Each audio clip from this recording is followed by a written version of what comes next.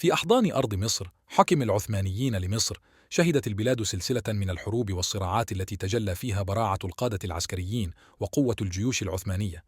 تمثلت أهمية هذه الحروب في عدة جوانب مثيرة للاهتمام.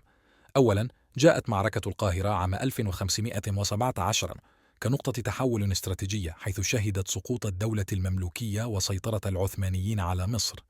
هذه المعركة لم تكن مجرد صراع عسكري، بل كانت تمثل تحولاً كبيراً في السيطرة على الموارد والطرق التجارية الحيوية في المنطقة.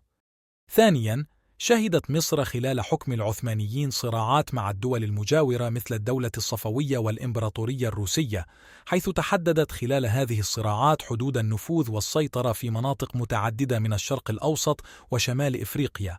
ثالثاً، جلبت حروب العثمانيين في مصر تطورات هامة في مجال العلوم العسكرية والتكتيكات الحربية، حيث تمثلت هذه التحولات في استخدام تكنولوجيا حديثة وتطوير الأسلحة، مما ساهم في تعزيز قوة الجيوش العثمانية وتحسين الدفاع عن المناطق المستعمرة.